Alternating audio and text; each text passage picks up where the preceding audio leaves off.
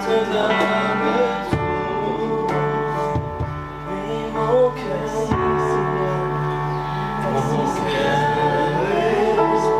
à toi.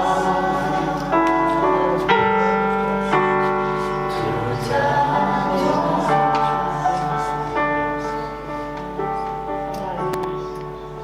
Qu'est-ce qu'il est bon de louer le Seigneur. Qu'est-ce qu'il est bon d'être dans sa présence. Qu'est-ce qu'il est bon d'entendre parler de lui. Qu'est-ce qu'il est bon de le chanter. Alléluia. Merci Seigneur. Merci Seigneur pour ces chants, mon Dieu. Merci mon Dieu parce que nous nous sommes fait du bien, Seigneur, à te louer, Seigneur.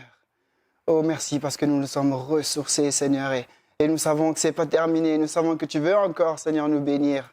Viens bénir ces moments éternels. Viens glorifier ton nom. Alléluia. Amen. Alléluia.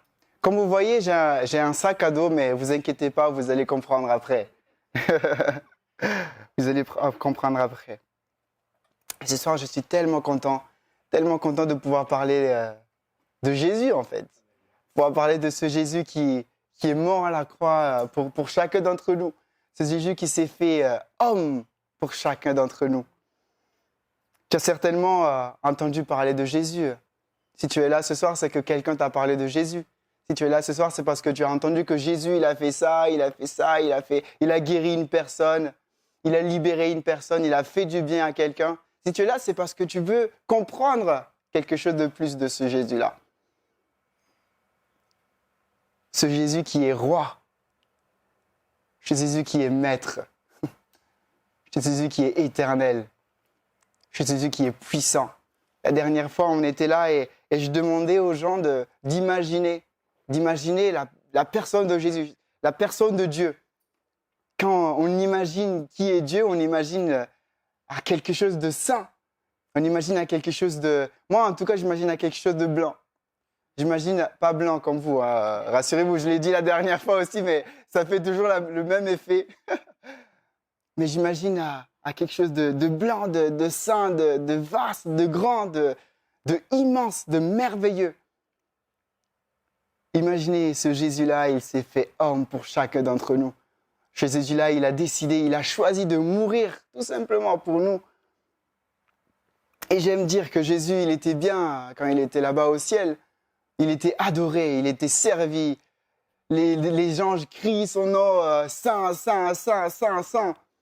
Je dirais H24, même si là-bas, je ne sais pas si le temps est compté en 24 heures, mais il est adoré tout le temps. Il est servi tout le temps. Il est glorifié tout le temps. Et malgré tout cela, il a décidé de descendre ici bas, sur terre, pour mourir pour chacun d'entre nous, alors que nous ne le méritions même pas. Il s'est fait homme. Il s'est fait homme pour chacun d'entre nous. Un roi qui se fait serviteur. Un roi qui descend au rang le plus bas, peut-être. Jésus, il n'a pas dit non. Jésus, il est allé jusqu'au bout. Et il a fait ça pour toi et pour moi ce soir. Et je suis tellement content de pouvoir parler de lui ce soir. Dans un livre qui s'appelle la Bible, il est écrit qu'il est mort, mais il n'est pas mort pour que nous soyons riches. Il n'est pas mort pour que nous ayons des voitures et des villas et du bien matériel. Il est mort pour que nous puissions avoir la vie et la vie éternelle. Et ce soir, peut-être tu te poses plein de questions sur qui est ce Jésus-là. J'aimerais simplement te dire que Jésus est le Sauveur. Et il veut te sauver peut-être ce soir. Il veut faire quelque chose dans ta vie. Il veut restaurer quelque chose. Il veut restaurer quelque chose qui a été brisé peut-être. Ce soir, je le crois, nous allons le rencontrer. Alléluia. Il s'est fait humilier. En Matthieu, le chapitre 27, Matthieu, chapitre 27, du verset 27 au 31, il est dit, Matthieu 27, le verset 27, « Alors les soldats romains amènent Jésus dans le palais du gouverneur. Ils rassemblent toute la troupe autour de lui pour se moquer de lui. Ils lui enlèvent ses vêtements et lui mettent un habit rouge. Ils tressent une couronne avec des branches épineuses et la posent sur sa tête. Ils lui placent un roseau dans la main droite. Ensuite, ils se mettent à genoux devant lui et ils se moquent de lui en disant « Salut, roi des Juifs !» Ils crachent sur lui et ils prennent le roseau pour le frapper sur la tête. Quand ils ont fini de se moquer de Jésus, ils lui enlèvent l'habit rouge, ils lui remettent ses vêtements. Après cela, ils l'amènent pour le clouer sur une croix. Jésus, ce roi qui est fort et qui est puissant, il s'est laissé humilier par des gens, par des simples humains. Et moi, ça me touche à chaque fois que je lis ces passages. J'ai pas vu Jésus essayer de débattre. J'ai pas vu Jésus essayer de se libérer. J'entends pas parler d'un Jésus qui essaye de fuir. J'entends pas parler d'un Jésus qui essaye d'abandonner cela. J'entends un Jésus qui se laisse faire. Un roi qui se laisse faire par des serviteurs. Un Dieu qui se laisse faire par des hommes. Quelle histoire! Quelle histoire! Il a accepté tout cela pour toi et pour moi. Il a accepté les moqueries. Il a accepté qu'on crache sur lui. Est-ce que si quelqu'un crache sur toi, Josias, est-ce que tu vas laisser passer? Avec ton cœur de Ivoirien, est-ce que tu vas laisser passer? Moi, en tout cas, je sais pas ce que je vais faire, mais je crois pas que ça va être tranquille, quoi. Je crois pas que ça va passer crème. Je ne le crois pas. Mais Jésus, lui, il s'est laissé faire. Il n'a pas dit à arrêter. Il s'est laissé faire parce qu'il savait ce qu'il était en train de faire. Ce soir, j'aimerais que l'on réalise la grâce que nous avons. La grâce que nous avons. Alléluia. Il a accepté tout cela puisque nous puissions être libres. Il a accepté tout cela puisque nous puissions être épanouis dans notre vie. Et ce soir, est-ce que tu es épanoui dans ta vie? Ce soir, est-ce que tu te sens libre dans ta vie? Est-ce que la mort de Jésus a eu vraiment un effet dans ta vie? Est-ce que la mort de Jésus a réellement libéré ta vie? Est-ce que la mort de Jésus a réellement rendu épanouie ta vie? Vous savez, Jésus n'est pas mort pour que nous puissions continuer de porter les mêmes fardeaux. Et là, vous commencez à comprendre pourquoi j'ai les sacs normalement. Jésus n'est pas mort pour que nous puissions continuer de marcher avec des fardeaux. Jésus n'est pas mort pour que nous puissions continuer de subir les blessures d'il y a 40 ans, d'il y a 50 ans, d'il y a 10 ans, d'il y a un mois. Jésus est mort pour que nous puissions être complètement libres. Mais toi, peut-être tu es là ce soir et tu souffres. Tu portes des souffrances qui datent depuis des années, depuis ton enfance, des blessures qui datent depuis plusieurs temps. Mais tu n'arrives pas à t'en débarrasser. Tu n'arrives pas à t'en libérer. Tu n'arrives pas à dire stop à ça. Tu n'arrives pas à dire stop à ces blessures-là. À mettre un terme à ces blessures-là, tu n'arrives pas. Et tellement tu le portes dans ton cœur, tellement c'est lourd dans ton cœur, tellement c'est persistant qu'aujourd'hui c'est devenu presque normal. Vous avez vu, je porte le sac depuis que j'ai commencé à parler et au début il était un peu lourd. J'ai mis quelque chose dedans pour que ce soit un peu lourd, mais là, là je le sens presque plus. Il est là, je sais qu'il est là, mais je le sens presque plus. Mais je sens aussi que ça me dérange. C'est un peu bizarre. Aujourd'hui, nos fardeaux sont devenus presque la normalité pour nous. Peut-être des blessures que tu as reçues quand tu étais enfant sont devenues presque la normalité dans ta vie. Et tu les portes sans peut-être vouloir t'en débarrasser, sans peut-être vouloir être libéré de cela. C'est devenu presque normal de souffrir. C'est devenu presque normal de ne plus avoir une paix. C'est devenu presque normal de ne plus avoir la joie, ou du moins on a la joie, mais juste pendant quelques heures. On a la joie juste pendant quelques minutes. Peut-être une journée, on a la joie. Peut-être une journée, on a la paix. Peut-être une journée, on est sans souci. Peut-être une journée, on se sent libéré. Mais on se couche, on se réveille. Mais le fardeau, il est toujours là. Le temps passe, le fardeau, il est toujours là. On grandit, le fardeau, il est toujours là. On devient ancien, âgé. Âgé, c'est mieux. Et le fardeau, il est toujours là. Pour les plus jeunes, on est jeune, on a la force, on grandit, on part à la salle, on devient plus musclé, on devient plus intellectuel, mais le fardeau, il est toujours là. Peu importe ce que nous faisons, le fardeau, il est toujours là. Et on vit avec ce fardeau-là. Laissez-moi vous dire ce soir que Jésus, il est mort à la croix pour que nous ne puissions plus porter ces fardeaux-là. ton cœur qui a été brisé, ton cœur qui a été meurtri, Jésus peut le libérer ce soir, Jésus peut le restaurer ce soir. Alléluia. Et moi, je le crois de tout mon cœur. Je crois réellement que Jésus peut libérer des cœurs ce soir. Je crois réellement que Jésus, il est capable d'enlever la blessure qui est dans ton cœur et il est capable de restaurer complètement ton cœur. Est-ce qu'il y en a qui le croient ce soir? Alléluia. Plus de joie, plus de paix, que d'angoisse, que de tristesse, que de peur. Ton cœur, il est plein et il est prêt à exploser. Il est prêt à exploser. J'ai noté, on a tous des histoires à raconter qu'on n'a jamais racontées. On a tous quelque chose qui s'est passé il y a longtemps, qu'on doit dire, on doit le dire pour se libérer, mais on n'ose pas le dire. On n'ose pas. Quelqu'un nous a blessés, quelqu'un de proche à nous a blessés. Quelqu'un de proche à nous a dit quelque chose qui fait saigner notre cœur. Et on a presque peur de le dire. Mais cette peur-là fait en sorte que notre cœur, il est meurtri. Il fait en sorte que notre cœur, il est lourd. Ce soir, ce que tu ne peux pas raconter à un homme, tu pourras le raconter directement à Jésus. Et Jésus, il pourra te libérer, il pourra t'en débarrasser de cela. On n'est pas fait pour porter des charges et des choses qui nous dépassent. On n'est pas fait pour porter des blessures qui nous dépassent. On n'est pas fait pour porter des sacs qui nous dépassent. Ce soir, le titre de mon message, c'est « Vide ton sac ». Et vous allez voir après, je vais vider le sac. Laissez le Seigneur agir dans votre vie. Parce que parfois, on essaie de s'en débarrasser tout seul. Parfois, on essaie de vider notre sac avec nos propres forces. On dit, ah, il y a eu ça qui s'est passé, mais j'ai pardonné. J'ai oublié. J'ai mis un terme à cette histoire, mais en vrai, quand on y repense, c'est comme si notre cœur, il s'ouvre encore.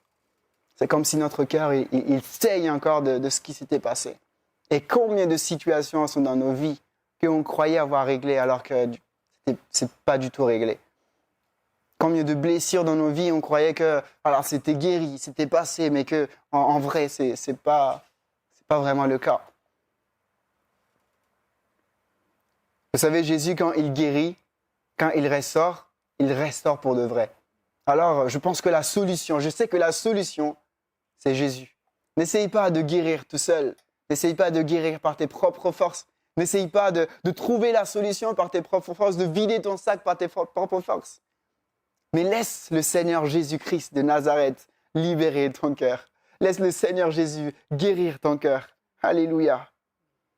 On va lire une histoire d'une femme extraordinaire qui avait le cœur rempli, qui avait le cœur meurtri. Et elle a décidé de vider son sac. Et nous allons voir comment ça va se passer pour elle. Cette histoire se trouve en 1 Samuel, le chapitre 1, à partir du verset 1.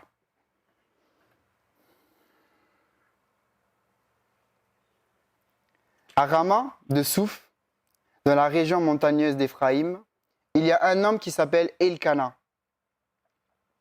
C'est un Éphraïmite.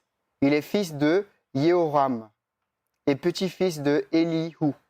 Lui-même fils de Tohu et petit-fils de Souf. Oh, les noms. Elkana a 2 femmes, Anne et Pénina. Pénina a 2 enfants, mais Anne n'en a pas. Chaque année, Elkana quitte Rama pour aller à Silo. Là, il adore le Seigneur de l'univers et lui offre des sacrifices. Ophni et Pinha, les 2 fils d'Élie, sont prêtres du Seigneur à Silo. Le jour où Elkana offre le sacrifice, il donne des morceaux de l'animal offert à sa femme Pénina. Il en donne aussi à tous ses fils et à toutes ses filles.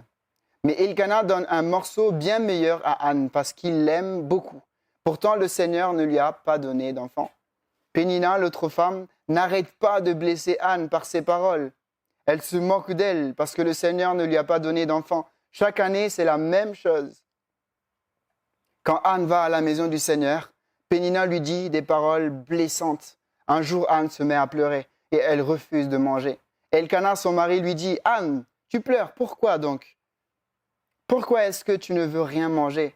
Est-ce que je ne vaux pas mieux pour toi que 10 fils ?» Après le repas à Silo, Anne se lève. Le prêtre Élie est assis sur son siège à l'entrée du lieu saint. Anne est triste. Elle prie le Seigneur en pleurant beaucoup. Voici les promesses qu'elle fait. Seigneur de l'univers, je t'en prie, vois mon malheur, souviens-toi de moi. Ne m'oublie pas, donne-moi un garçon. Je promets de le mettre à ton service pour toujours. Et on ne lui coupera jamais les cheveux. Anne prie le Seigneur longtemps. Élie la regarde. Anne parle dans son cœur, ses lèvres remuent, mais on n'entend pas sa voix. Élie croit qu'elle a trop bu. Il lui dit, est-ce que tu vas rester longtemps ainsi? Tu as trop bu, sors d'ici. Anne répond, non, je ne suis pas ivre. Je suis une femme malheureuse, mais je n'ai pas bu. Je suis ici pour dire au Seigneur ce qui me fait mal. Ne me prends pas pour une femme qui ne vaut rien. Je suis malheureuse et trop triste. Voilà pourquoi j'ai prié si longtemps. Alors Élie répond, va en paix, et que le Dieu d'Israël te donne ce que tu lui as demandé. Anne lui dit, reste toujours bon avec moi. Anne s'en va et elle accepte de manger. Son visage n'est plus triste. Amen. Alléluia. Ici, on voit une histoire une histoire de film. Cette femme qui est blessée. Cette femme qui a un cœur meurtri. Moi, j'imagine même pas ce qu'elle devait vivre à cette époque-là. J'imagine les femmes aujourd'hui que tu n'arrives pas à avoir un enfant et tu vois une autre femme qui est assez proche de toi se moquer de toi parce que tu n'arrives pas à avoir des enfants. Ah, j'imagine que c'est horrible. Mais elle subissait ça, elle subissait ça, elle subissait ça. Et la Bible dit que chaque année, c'était la même chose pour elle. Pénina dit, tu n'as pas d'enfant, elle se moque d'elle. Et elle prend et elle met dans son cœur. Elle prend et elle met dans son cœur. Son cœur est blessé, son cœur est meurtri, son cœur est tabassé, son cœur est fracassé. Et peut-être aujourd'hui, il y a des cœurs fracassés aussi. Peut-être il y a quelqu'un de très proche de toi qui disait des choses de toi qui étaient blessantes, comme Pénina le faisait avec Anne. Et peut-être tu as pris tout cela et tu as gardé dans ton cœur. Tu as laissé tout cela dans ton cœur. Tu as subi des choses, des moqueries. Et tout cela aujourd'hui est encore présent dans ton cœur.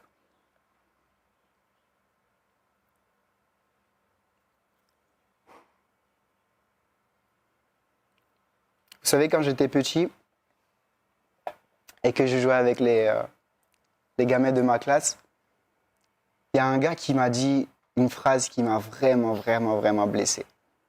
Il m'a appelé singe noir. Et vous savez, c'était pas une seule fois. Mais à chaque fois qu'il me voyait, seul, il me disait ça. Hé, tiens, le petit singe noir. Le chocolat noir. Oh, je m'en rappelle comme si c'était hier. C'était des paroles qui blessaient réellement mon cœur. Et pendant longtemps, je lui en voulais. Pendant longtemps, j'étais énervé contre lui. Pendant longtemps, je voulais juste que quelque chose de mal lui arrive. Ça, c'était ce que je ressentais dans mon cœur. Et vous savez, avec le temps, le Seigneur, il m'a repris sur ça. Je suis allé en parler avec mon papa. Il a prié pour moi et il y a eu quelque chose qui a changé vraiment dans mon cœur. Alors que je voulais son mal, je commençais à l'aimer. J'ai commencé à avoir des sentiments d'amour, mais vraiment d'amour pour lui. Je le traitais comme un frère. Et à chaque fois qu'il m'appelait comme ça, moi, je commençais à sourire. Vous savez, moi, je suis une personne assez bizarre. Quand on me gronde, je souris. Quand je suis triste, je souris. Quand il y a quelqu'un qui est énervé, je souris. Je souris pas pour manquer de respect, mais je sais pas. Moi-même, je comprends pas. Mais j'ai vraiment décidé de pardonner ce monsieur-là, ce gars-là. C'était un jeune. Il s'appelait Jonathan, je me rappelle même comment il s'appelle. Et quand je l'ai pardonné, il y a quelque chose qui s'est enlevé de mon cœur. Il y a quelque chose qui s'est vidé de mon cœur. Mais ça ne s'est pas fait tout seul. Il y a eu la prière. Il y a eu Jésus qui est venu intervenir dans mon cœur. C'est lui qui est venu enlever la blessure. C'est lui qui est venu réparer ce qui était brisé. Et ce soir, je le crois, il veut le faire aussi avec quelqu'un. La Bible dit en Matthieu, le chapitre 11, « Venez à moi, vous tous qui êtes fatigués et chargés, et je vous donnerai du repos. Prenez mon joug sur vous et recevez mes instructions, car je suis doux et humble de cœur.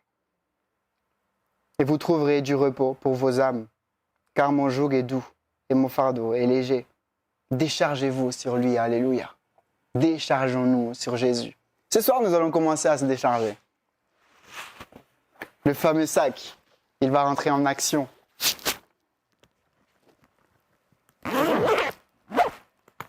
On t'a blessé, tu as des blessures dans ton cœur. On va s'en débarrasser. Au pied de Jésus. Quelqu'un a dit des paroles blessantes sur ton cœur. On va s'en débarrasser. J'ai pris les jeux de Lisa. J'ai vidé l'armoire. On va s'en débarrasser. On va s'en débarrasser. Au pied de Jésus. On va s'en débarrasser. Qu'est-ce que tu as dans ton cœur qui ne va pas? On va s'en débarrasser. On va s'en débarrasser. On va s'en débarrasser. Et je rigole pas, ce soir on va s'en débarrasser. Une compote. On va s'en débarrasser.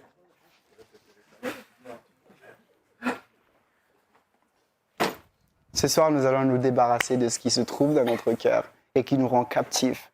Parce que vous savez, quand on a des choses dans notre cœur et qui ne partent pas, c'est comme si on est prisonnier. C'est comme si on est limité, on se trouve dans une petite boule et on n'arrive pas à sortir, on n'arrive pas à s'épanouir. Ce soir, le Seigneur veut te donner un joug qui est léger, qui est doux. Alléluia. 1 Pierre, le chapitre 5, le verset 7, il est dit « Et déchargez-vous sur lui de vos soucis, car lui-même prend soin de vous. » Alléluia. C'est Jésus qui va prendre soin de chacun d'entre nous. Psaume, le chapitre 32, du verset 3 au verset 5, il est dit « Avant, je ne reconnaissais pas mes torts. Je me plaignais toute la journée et mes forces s'en allaient. Nuit et jour, ta main pesait sur moi et j'étais faible comme une plante brûlée par le soleil. Mais je t'ai fait connaître mon péché. Je n'ai pas caché ma faute. J'ai dit, j'avouerai mes fautes au Seigneur et toi, tu as enlevé le poids de mon péché. Alléluia.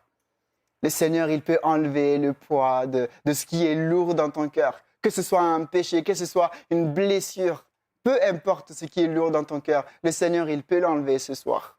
Et moi, j'aime beaucoup une autre version de ce verset qui dit « Tant que je me suis tu, mes os se consumaient. » Quand je gémissais toute la journée, tant que je me suis tu, mes os se consumaient. Tant que tu ne décides pas de parler à Jésus, tant que tu décides de garder ce sac qui est lourd avec plein de choses, tant que tu décides de garder ton cœur, tu vas te consumer à l'intérieur. Tu vas te consumer, tu vas devenir complètement vide. Alors ce soir, tout simplement, j'aimerais vraiment vous inviter à nous débarrasser de tout cela. Vraiment vous inviter à venir vers Jésus-Christ.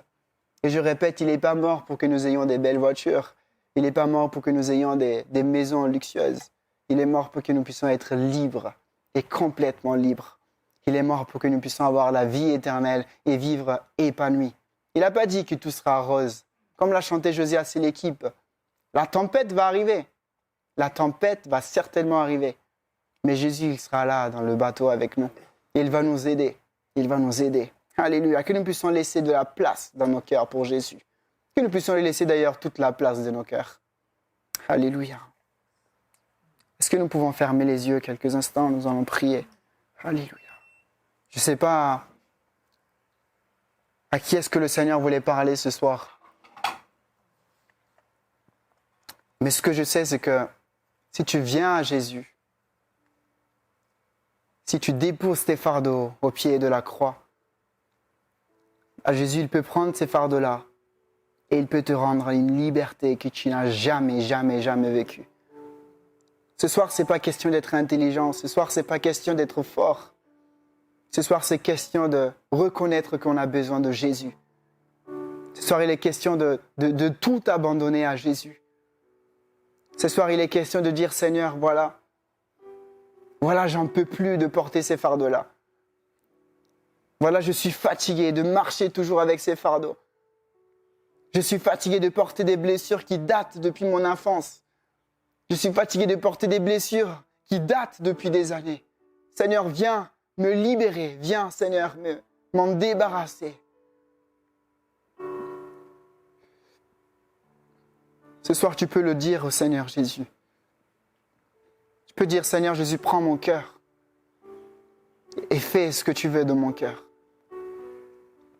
Tu peux dire au Seigneur Jésus de venir et habiter réellement dans ton cœur.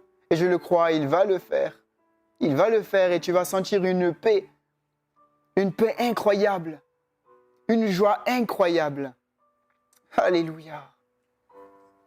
Alléluia, Seigneur. Oh Seigneur Jésus, je te bénis, Seigneur. Je te glorifie, mon Dieu. Je te loue, Seigneur, parce que tu es là, Seigneur. Je t'adore, Seigneur, parce que tu es plein d'amour pour chacun d'entre nous, Seigneur. Et c'est vrai, tu es venu mourir à la croix pour que nous puissions avoir la liberté, Seigneur. Tu n'es pas venu pour que nous puissions rester toujours esclaves. Tu n'es pas venu mourir et souffrir pour que nous puissions rester toujours tels que nous sommes, Seigneur. Tu es venu, Seigneur Jésus, donner ta vie pour que nous puissions être libres et épanouis, Seigneur. Seigneur, ce soir, nous voulons te donner nos cœurs, Seigneur. Seigneur, je prie pour chacun d'entre nous ici présents, Seigneur. Pour les cœurs qui sont là, Seigneur Jésus. Que tu puisses libérer, Seigneur Jésus. S'il y a des cœurs en ce lieu qui sont meurtris, qui sont blessés, Seigneur, qui sont brisés, Seigneur, tu es le potier. Seigneur, viens réparer ce qui est brisé. Viens reconstruire ce qui est en ruine, Alléluia, Seigneur. Viens donner la joie, Seigneur, viens. Viens donner la paix là où il n'y en a plus, Seigneur. Seigneur, je le crois, tu peux le faire. On n'a pas besoin des psychologues ce soir, on a besoin de Jésus-Christ de Nazareth. Seigneur, alors s'il te plaît, viens agir dans les cœurs. Viens toucher les cœurs, Seigneur, et viens glorifier ton saint nom. Tu as dit que qui te cherche te trouve, Seigneur, et ce soir nous te cherchons de tout notre cœur. Et nous le savons, Seigneur. Tu vas le faire, Seigneur. Merci pour tout ce que tu fais, Éternel. Que ton nom soit béni, que ton nom soit élevé, Seigneur. Amen.